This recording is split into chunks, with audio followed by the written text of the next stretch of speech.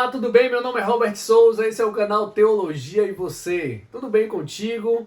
Olha, hoje nós iremos falar de um tema também polêmico, mas muito interessante.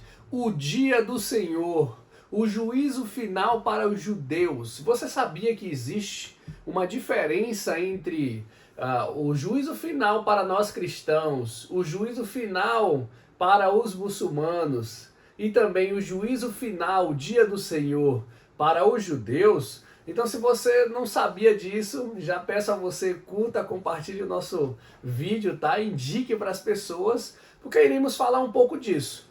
E, claro, é bom dizer que os judeus, eles não são de uma maneira unânime nas suas teologias. São 12 tribos, né? Existem hoje muitas ramificações e as suas teologias são muito diversificadas, tá bom? Então é bom dizer, claro, que a gente vai falar aqui de uma teologia judaica a partir da ortodoxia, a partir dos judeus da linha tradicional, que nós podemos dizer hoje basicamente que os ortodoxos são uns parecidos, né, ou como os fariseus, né, aquela comunidade que preza muito pela Torá, pelo ensino da Cabalá, né, pelo Talmud. Então a gente vai falar baseado nessa linha ortodoxa, tradicional, tá bom? E não de outras linhas, porque a gente vai ter algumas diversidades. Mas claro, o Dia do Senhor, o juízo final para os judeus, primeiro que é um termo bíblico, tá? Esse termo bíblico é um tema que está presente no Antigo Testamento, na Bíblia hebraica, né? Então, tem um texto muito famoso que é o texto de Joel 2:31, que diz: o sol se tornará em trevas e a lua em sangue, antes do dia terrível do Senhor, tá? Isaías fala também sobre isso. Isaías vê a visão desse dia do Senhor, né, que haverá um grande julgamento, e esse julgamento final iniciará uma nova era de uma regeneração espiritual e trará um estado de perfeição moral e religiosa.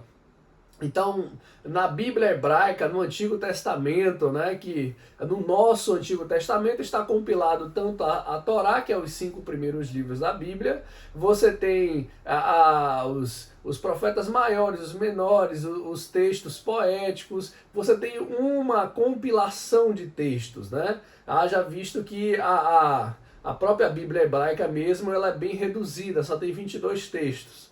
Então, assim, esse termo foi usado pela primeira vez, o Dia do Senhor, o juízo final, né? Pela primeira vez lá pelo profeta Isaías, que posteriormente foi incorporado na literatura apocalíptica judaica. Tá? E é bom dizer, a gente pode depois fazer um vídeo sobre o juízo final, o Dia do Senhor, a partir da literatura apocalíptica judaica, e para você compreender que existe diferença entre os judeus ortodoxos e esses judeus que compreendem essa literatura profética judaica. Por quê?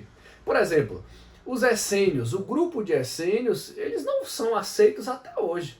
Os rabinos ortodoxos chamam eles de hereges, tá? Mas se você compreender, João Batista vivenciou suas experiências com os essênios. Sua teologia era sobre o Filho do Homem, era sobre o Filho de Deus, era sobre esse Messias que vem do céu, que é Filho de Deus, tá? E não como uma pessoa simplesmente humana da linha de Davi.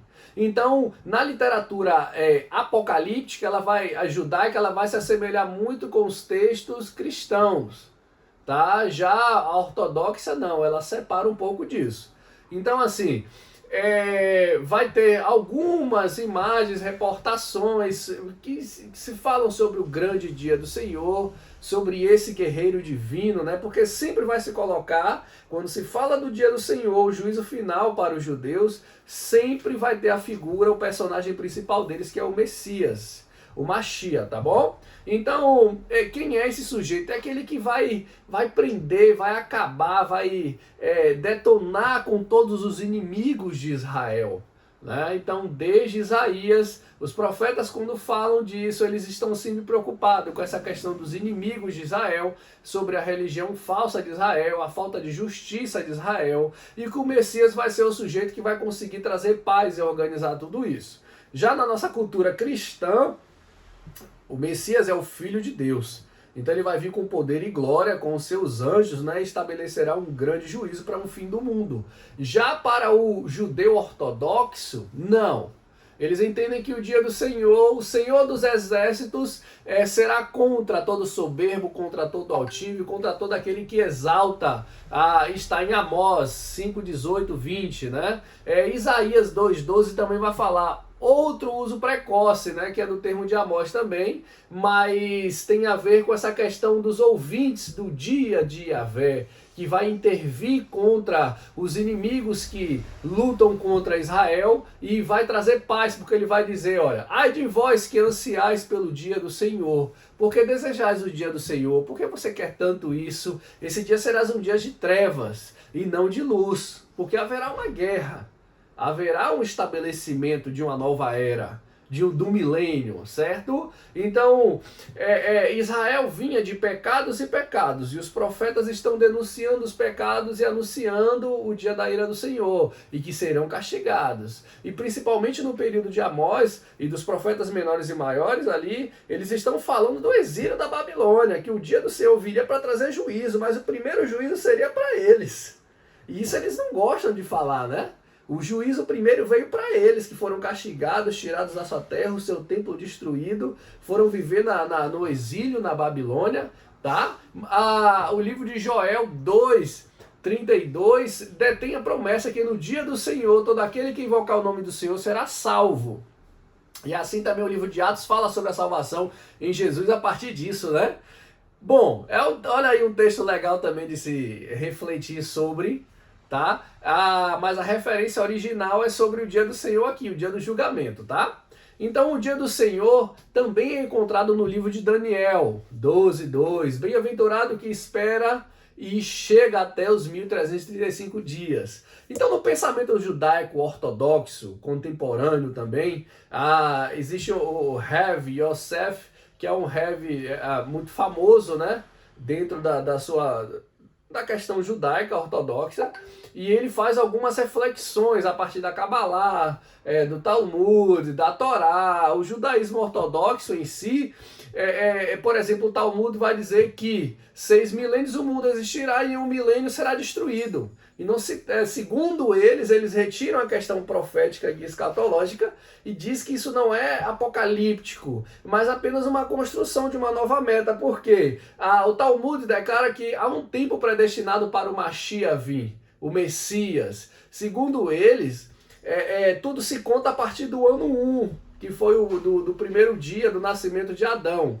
De lá até cá, eles compreendem que nós estamos no ano já a partir, acho que já está em 5.780, ou um pouco mais.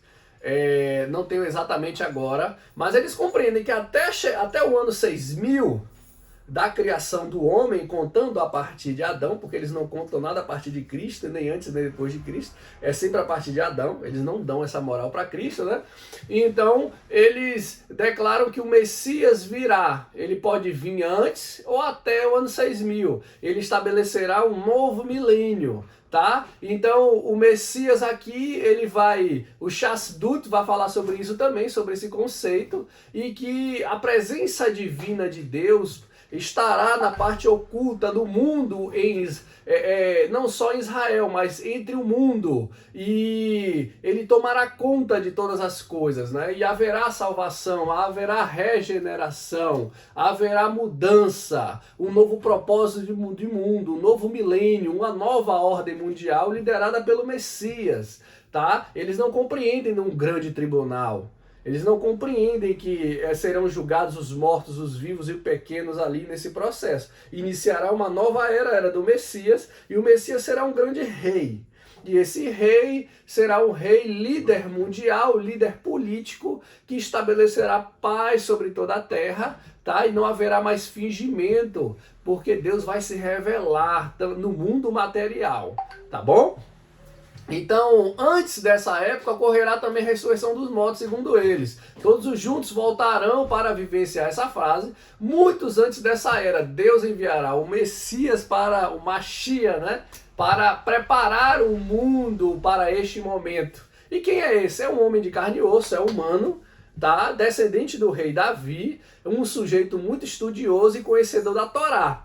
Tá bom? Um homem de grande influência, é um grande líder, cuja missão vai se aproximar todos os judeus para o estudo da Torá, do Talmud e o cumprimento do mitzvot. E tudo isso ele vai ter êxito em tudo isso. Ele vai construir o terceiro templo de Jerusalém e já visto que o terceiro templo já está todo em processo de fase de construção, né? Até as novilhas vermelhas aí profetizadas algumas já estão sendo transferidas para lá, para começar esses sacrifícios de novo. O problema é que para nós cristãos e para os muçulmanos também, existe um anticristo no processo, né? No judaísmo não tem anticristo não. Para a gente aqui, a gente acredita no sujeito que vai assentar realmente lá, estabelecer o terceiro templo, e vai ser o anticristo, porque Jesus desce do céu, né? Diferente. Então, todo mundo será novo, tá? Tudo será reconhecido, não haverá uma destruição e um novo céu, uma nova terra, mas sim um novo estabelecimento político. Tudo que é negativo, tudo que é de mentira, de injustiça, tudo que é mal desaparecerá, porque o Messias trará bondade e paz para o mundo todo. Então, na era messiânica, na era desse Mashiach, na era do juízo final para os judeus, haverá grandes avanços na tecnologia e que permitirão um alto padrão de vida, a comida será farta e tudo custará muito pouco.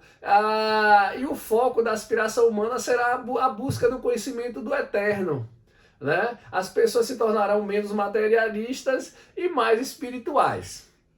É assim que os judeus ortodoxos creem, tá? O dia do juízo. Eles não creem como uma grande aniquilação do mundo e um grande tribunal branco de juiz, etc. e tal. Então, dessa forma que eles creem, é uma forma um tanto fantasiosa, né? Um ser humano que estabelecerá uma paz tão grande e que essa terra, esse mundo tão mal se tornará um paraíso. E eles também creem que não existirá milagres no período do Messias. No milênio do Messias não haverá milagre. O Messias também ele vai ser casado. O Messias vai viver muitos dias. E vai ser uma paz, uma bonança. E Israel será a grande potência mundial. Hoje o que os Estados Unidos é que o mundo todo se volta para lá. As pessoas todas vão se voltar para os Estados Unidos. E esse grande líder será um grande juiz. O grande líder da ordem mundial. Bom, é isso que eles acreditam, é da forma como eles acreditam. Os judeus ortodoxos, tá? A maioria da religião oficial, os rabinos. Por isso eles amaldiçoam tanto Jesus como Maria, blasfemam, falam mal, porque eles não acreditam nisso, né? Não precisa de um homem que ressuscitou, um homem que morreu, um homem que venceu a morte, um homem que faz milagre, não. O Messias é o filho de Davi, da linhagem, e ele precisa apenas ser um grande político e conhecedor da lei.